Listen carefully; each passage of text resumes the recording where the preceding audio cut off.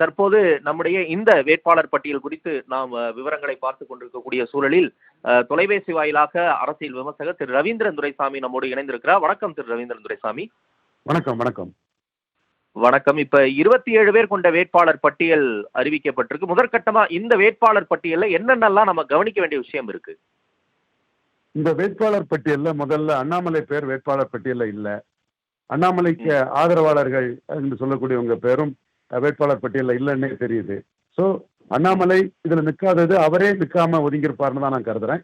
அண்ணாமலை அங்க நிக்கிறாரு இங்க நிக்கிறாருன்னு பெரிய அளவு பரபரப்பா பேசப்பட்ட சூழ்நிலை அண்ணாமலை இங்க நிக்கலன்னு சொல்லும் போது அண்ணாமலையை பொறுத்தவரையில இந்த அணி வந்து பாஜக அங்க வந்து 11.4 விழுக்காடு வாக்கெடுத்த பாஜக பெரிய அளவுல இது சாதிக்காத இந்த இதுல நாம கையை கழுவிட்டு போயிருவோம். நாளைக்கு தேர்தல் முடிஞ்ச பிறகு அண்ணாமலை இல்லாதனால கட்சி இவ்வளவு மிகப்பெரிய பின்னடைவை ஏற்பட்டிருக்கிறது என்பதை மக்கள் மத்தியில தெரியட்டு, டெல்லி தலைமைக்கும் தெரியட்டு, அண்ணாமலையை நீக்கினது தவறு என்ற முடிவு தவறானது என்பது டெல்லி தலைமைக்கு தெரியட்டுங்கிற அடிப்படையில அண்ணாமலை இதுல மூப்பனார் மாதிரியோ ஆரம்ப காலத்துல காமராஜ் மாதிரியோ தன்னுடைய அதிருப்தியை தெரியக்கூடிய அளவுக்கு அவர் கேண்டிடேட்டா வராமலே அவர் ஒதுங்கிக்கிட்டாருன்னு தெரியுது. மேலும் அவர் கேண்டிடேட் கேட்டு அவருக்கு மறுக்கப்பட்டதாட்டு நமக்கு எந்த தகவலும் இல்லை. அவரே கேண்டிடேட்டா போட்டியிடாண்டாம் என்ற அடிப்படையில் அவர் ஒதுங்கினதாக தெரிகிறது. அடுத்தால கன்னியாகுமரி மாவட்டத்துல பொன் ராதாகிருஷ்ணனுக்கு அது வழங்கப்படும் எதிர்பார்க்கப்பட்டது. மீண்டும் 80 வயது தாண்டிய எம்.ஆர். காந்திக்கே அது வழங்கப்பட்டிருக்கிறது வந்து ஆச்சரியம் அளிக்கிறது.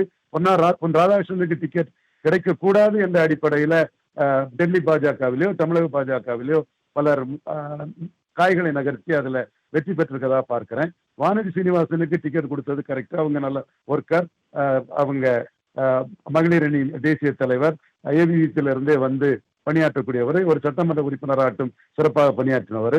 அவினாசி தொகுதி வெற்றி வாய்ப்புள்ள தொகுதி. அங்க வந்து இன்றைக்கு அருந்ததியர் சமூகத்தை சேர்ந்த மத்திய அமைச்சர் எல் முருகன் நியமிக்கப்பட்டிருக்குன்னா ஒரு வெற்றி வாய்ப்புள்ள தொகுதியில எல் முருகன் நியமிக்கப்பட்டிருக்கிறார். மதுரையை பொறுத்தவரையில் ப்ரொஃபசர் சீனிவாசன் என்றாலும் சரி, ராமநாதபுரத்தில் ஜி.பி. நாகேந்திரன் அந்த தொகுதியில் அவர் ஒரு பொருத்தமான வேட்பாளராக நான் கருதுகிறேன்.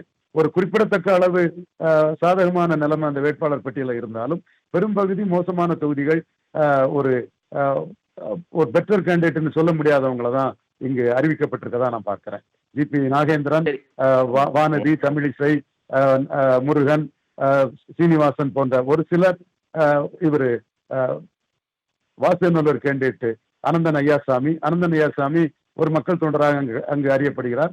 இப்படி ஒரு சிலர் தவிர பெரும்பாலான வேட்பாளர்கள் வந்து அந்த அளவுக்கு வெயிட்டான வேட்பாளர்கள் இல்லை என்றே என் பார்வைக்குப்படுகிறது.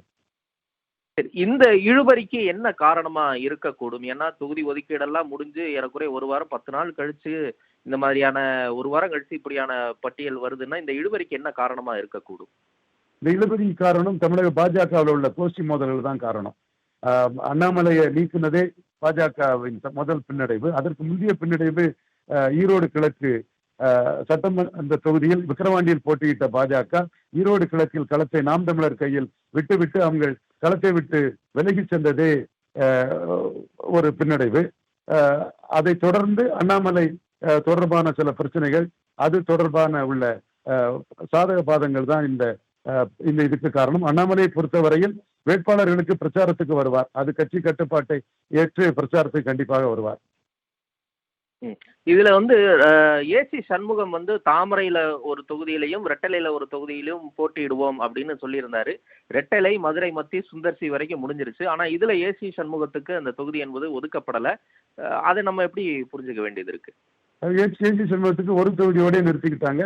ஏசி சண்முகமும் 2வது தொகுதிக்கு ஒன்றும் பெருசா வற்புறுத்தலன்னு எடுத்துக்கலாம்.